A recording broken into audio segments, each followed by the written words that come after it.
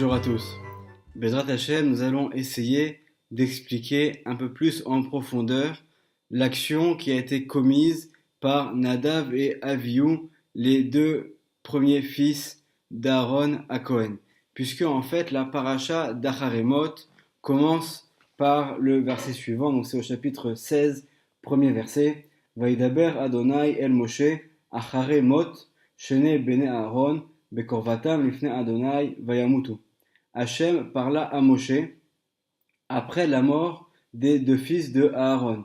Donc, puisque en fait Aaron a eu 4 enfants, Nadav, Avihu, El-Hazar et Itamar, qui sont morts. Donc Nadav et Avihu, en s'approchant devant Hachem, ils sont morts. Bekorvatam, ça vient de la racine kirva, qui signifie en fait en s'approchant véritablement d'Hachem. Pour mieux comprendre de quoi il s'agit, il faut revenir quelques semaines en arrière dans la paracha de Shemini, au 10e chapitre, au premier verset. Vaikru bene Aaron Nadav Avihu ish martato vaitenu vahen esh vayasimu alea ketoret vayakrivu lifne Adonai esh zera asher lo tziva otam.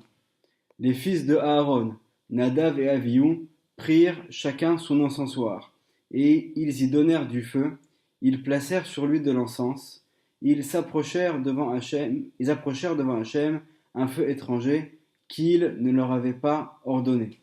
Donc on voit en fait que ici, selon ce qui est décrit, les enfants d'Aaron, Nadav et Avihu, vont faire une encens qu'on appelle en hébreu une kétoret, qui est normalement un acte qui est réservé seulement pour le Kohen Gadol le jour de Kippour. Nos sages vont apporter au total 5 raisons pour expliquer la mort de Nadav et Avihu. La première raison, c'est comme le dit le texte, qu'ils ont apporté Esh Zara, un feu étranger. Normalement, lorsqu'on apporte une kétoret, le feu doit descendre directement du ciel. Or là, apparemment, ce serait eux qui auraient allumé ce feu étranger, et donc pour cela, ils ont été condamnés à mort. Une autre explication est de dire qu'ils ont fait cette action sans demander au préalable conseil à leur père Aaron, qui était le Kohen Gadol. La troisième explication qui est apportée par nos sages est de dire que Nadav et Avihu ont eu une attitude de vouloir un peu gouverner, alors qu'à ce moment-là, celui qui est à la tête du peuple, c'est Moshe. Et donc, du fait de ce manque de respect envers Moshe, ils ont été condamnés à mort. La quatrième explication est que leur mort est due au fait qu'ils n'ont pas voulu se marier. D'ailleurs, lorsqu'ils vont mourir, ils vont être célibataires et donc il ne va pas y avoir de descendance par la suite.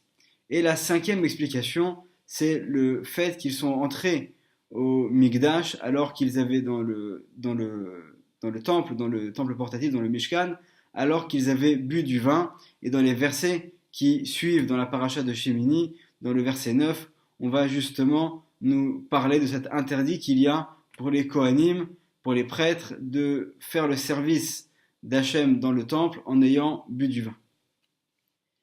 Donc là, on voit les 5 raisons. Donc ce sont des choses qui sont vraiment graves, qui ont été commises par Nadav et Avihu, et qui justifient donc leur mort décidée par Hachem. Mais d'un autre côté, il y a une énorme contradiction, puisqu'on voit dans de très nombreux autres endroits que Nadav et Avihu étaient des hommes qui étaient arrivés à un niveau extraordinaire. Notamment, je vais citer le Zohar, sur notre paracha, donc la paracha d'Acharemot, où on nous dit que en fait, Avihu, donc le deuxième frère, était dans sa grandeur spirituelle aussi grand que ses 2 petits frères. Et Nadav, l'aîné, était aussi grand que les 3. Donc ça, c'est une première source qui nous montre déjà qu'on avait affaire à des gens qui étaient à un très haut niveau. Mais le Zohar va encore plus loin en nous disant que Nadav et Avihu, donc les 2 frères qui ont été tués, étaient aussi grands que les 70 sages qui siégeaient auprès de Moshe pour l'aider à diriger le peuple. Donc on voit affaire vraiment qu'on a à des gens extraordinaires. Et pour couronner le tout, le Zohar va nous dire les choses suivantes. Dehane tere la ishtechachu kevatayu beIsraël. She'elu ashnaim lo nimtseu kemotam beIsraël. Il n'y avait pas comme ces 2 personnages-là au sein du peuple d'Israël. On voit donc qu'on a affaire à des hommes qui sont arrivés à un niveau qui est pour nous inimaginable. Ils sont vraiment d'un point de vue spirituel extrêmement haut, extrêmement élevé. Alors comment est-ce que d'un côté on peut comprendre les paroles de nos sages et d'un autre côté on peut voir que dans d'autres endroits on nous enseigne que c'était des personnes qui étaient extraordinaires. Autre question qu'on va également se poser, on voit que nos sages, comme on l'a mentionné, rapportent 5 explications sur les raisons de leur mort, et on sait ce grand principe qui nous a enseigné que Elo Vaelo divrei Elohim Chaim, ces paroles-là et ces paroles-là sont toutes les paroles du Dieu vivant. C'est-à-dire que lorsque dans les paroles de nos sages il y a des contradictions, en vérité tout est vrai. Toutes les paroles sont exactes. Alors de quelle manière est-ce qu'on pourrait expliquer tout cela? Le Ben Ishraï, dans son livre Birkat Areach, que vous voyez ici, alors avant de parler du commentaire du Ben Ishraï, on va rappeler que ce livre est vraiment extraordinaire puisqu'il a été publié il y a seulement quelques années. C'est un livre inédit du Ben Ishraï qui en fait a été découvert, comme je l'ai expliqué dans le cours sur la biographie du Ben Ishraï. Ce livre a été trouvé, en fait ce sont 3 petits cahiers écrits de la main même du Ben Ishraï, qui n'avaient jamais été publiés au public et qui ont été découverts, cachés dans des coffres-forts, dans les caves des bureaux du renseignement militaire de Saddam Hussein en Irak. Ils ont été saisis par les Américains lorsqu'ils ont envahi l'Irak, puis envoyés directement aux États-Unis. Et c'est seulement il y a quelques années que Baruch Hashem, on a eu cette chance extraordinaire de découvrir ce nouveau livre du Ben Ishraï qui est paru plus de 100 ans après son décès. Et donc, dans la paracha de Shemini, lorsque Hachem dit Bikrovai et Kadesh, dans le 10e chapitre, verset 3, par mes proches, je vais me sanctifier, donc en parlant de Nadav et Avihu, à ce moment-là, le Ben Ishraï nous fait nous référer aux paroles de Rabbi Chaim Vital, l'élève du Harizal, dans le livre Sha'ar Psukim, sur la paracha de Shemini. Et là, les paroles de Rabbi Chaim Vital sont vraiment très étonnantes, surtout lorsqu'on entend tous les nombreux commentaires qu'il y a sur l'acte des enfants d'Aaron, Nadav et Avihu. Nous dit le Rabbi Chaim Vital, élève du Harizal. Klalo shel davar. Donc en conclusion, Al yarshov Adam ta'ut meforsemet kazé, que aucun d'entre nous ne puisse commettre cette erreur qui est très répandue. Chez Nadav et Avihu, écrivez-vous Esh Zara Mamash Chaz Shalom, que Chaz Shalom, Dieu nous en préserve, Nadav et Avihu n'ont pas apporté vraiment, véritablement, physiquement, un feu étranger sur l'autel pour faire la Kétoret. Kimi Shayu Shekulim ke Moshe et Aaron, car eux qui étaient aussi grands que Moshe et Aaron, donc on voit vraiment à qui on a affaire. Ve'amar Akadosh Baruch Hu Alehem Bikrovai et Kadesh, et sur lesquels Hachem a dit Bikrovai et Kadesh, par mes proches, je vais me sanctifier. En meyaches lahem taoud gedola kazo. Il n'est pas possible, il n'est pas concevable de leur attribuer une faute aussi grossière, aussi importante.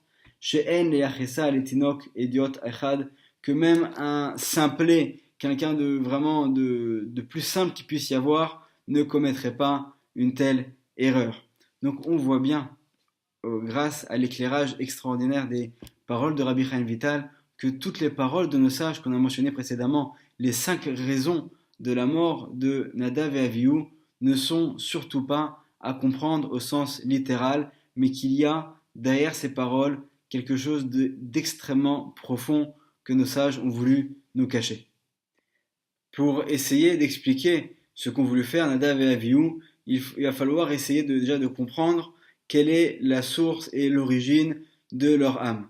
Et pour cela, comme on l'avait expliqué déjà dans le passé, il y a donc au niveau des mondes supérieurs 10 sphirotes, 10 sphères divines spirituelles. Également, notre âme, qui est à l'intérieur de notre corps, elle aussi possède donc ces 10 sphères qui vont s'exprimer à différents endroits de notre corps. Au niveau de la tête, nous avons ce qu'on appelle la chorma, qui correspond à la partie droite de la tête, et la bina, qui elle correspond à la partie gauche. Nous révèle Rabbi Chaim Vital, plutôt dans son livre Sha'ar Psukim, qu'en fait, Nadav et Avihu, leur partie d'âme correspondent à ce qu'on appelle la Bina, mais à un niveau très élevé. Par contre, leurs deux frères, Elazar et Itamar, correspondent eux aussi au même niveau, mais dans la Chorma. Et Moshe et Aaron, eux aussi, sont à des niveaux également différents au niveau de la Chorma. Donc on voit déjà que l'âme de Nadav et Avihu est très différente. Et en fait, leur action qu'ils ont voulu faire en entrant dans le Mishkan, ça a été de réparer la faute d'Adam Arishon. Étant donné que Adam Arishon, par sa faute, a provoqué un entachement au niveau d'un de ces luminaires spirituels qui est dans les mondes supérieurs au-dessus de nous et duquel descendent nos âmes, qui s'appelle la Malchut, qui est donc une partie spirituelle qui, si on pourrait l'appeler comme ça, qui est plus féminine et qui elle-même est en relation avec ce qu'on appelle donc la Bina, qui est un niveau également supérieur, étant donné que Nadav et Avihu, leur âme venait justement aussi de la Bina, ils ont pensé qu'ils étaient les mieux placés pour pouvoir réparer la faute d'Adam Arishon, et en fait, si sa faute avait été réparée, à ce moment-là, directement, ça aurait provoqué la délivrance finale et la venue du Mashiach. Donc en fait, ils avaient une bonne intention, mais qui malheureusement ne va pas aboutir. Pourquoi est-ce que leur intention ne va pas aboutir? Parce que le Harizal, par l'intermédiaire de son élève Rabbi Chaim Vital, nous enseigne dans différents endroits que la lumière de la Bina, elle-même, toute seule, n'est pas suffisante, et bien que ce soit une lumière très importante, pour être protégée des forces spirituelles négatives, elle a besoin de descendre en bas avec la Chorma. La Chorma, donc, qui est cette lumière également plus masculine, qui, elle, correspondrait au Yud du nom d'Hachem, qui s'écrit Yud, ensuite He, ensuite Vav et ensuite He, alors que la Bina, elle, correspond au premier He, et les deux ont toujours besoin d'être ensemble, d'être unis pour préserver cette spiritualité des forces mauvaises. Si la Bina, Chazvé Shalom, descend toute seule, alors à ce moment-là, Dieu préserve, il y a des forces mauvaises qui pourraient s'en emparer et s'en servir du mauvais côté.